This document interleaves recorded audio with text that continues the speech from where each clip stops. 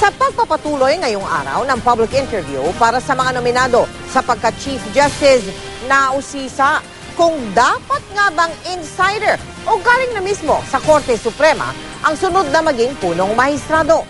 Maging reforma sa Korte tinalakay ng ilang nominado. Nakatutok si Lia Manyalak del Castillo.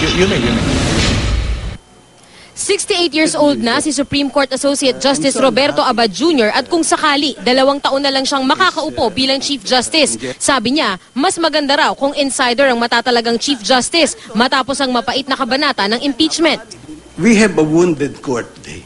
Parang mas mabuti yata kung tigaloob. Dahil kung tigaloob, kasi kung tigaloob, parang magkakaroon ng renewal within.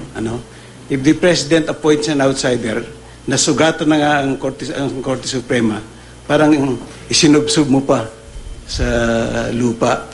Malapit si Abad sa napatalsik na dating Chief Justice Renato Corona, pero uunahin daw niya ang paghilom sa sugat ng kabanatang ito. Dapat maging gagawin ng Chief Justice dito is to forgive. Forgive the President, forgive the Congress for the hearts that we have suffered. Not only because of your action, but because the press that we... Patawarin niyo po kami. Patawarin. Sa ginawa namin. Ano po ginawa namin? At kayo din po ay patawarin niyo kami. No? Tinanong din siya ni Congressman Niel Tupas kung bakit pagkatapos lang ng impeachment trial naging bukas ang Supreme Court na ilabas ang SALN ng mga mahistrado. We changed. You asked me why we... Yes po. We changed. Bakit nag-change po? No, even individually, many of us says we should... reveal. We have nothing to hide. Pero bakit after impeachment po? We have to do consultation. Matagal na ring hinihingi ng isa publiko ng mga kongresista kasama na si Tupas ang kanilang SALN. Ang sabi ni Tupas dati, ilalabas daw niya ang kanyang SALN pagkatapos ng impeachment trial.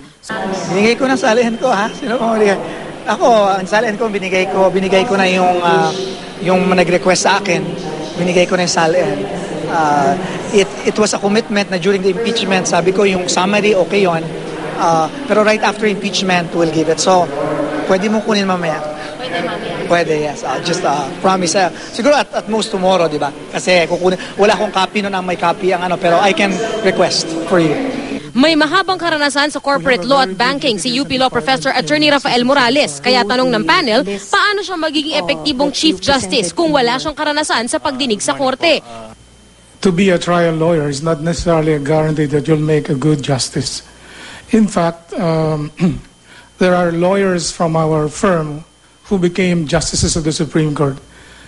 Nag-number 4 sa bar exams si Morales at kasalukuyang associate sa Sisip Salazar Hernandez Law Firm.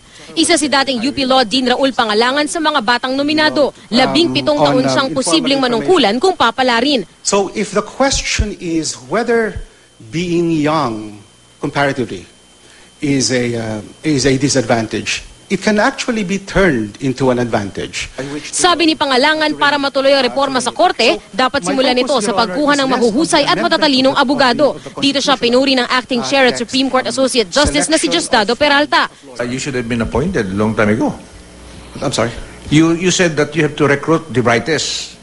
Then you should have been already appointed long time ago as member of the court. Oh, well. 2 nominado naman ang na-disqualify, sina Attorney Vicente Velasquez at dating Congressman Rufus Rodriguez. Hindi kasi sila nakapagsumite ng kumpletong requirements sa JBC. Lia Manyalak del Castillo, nakatutok, 24 oras.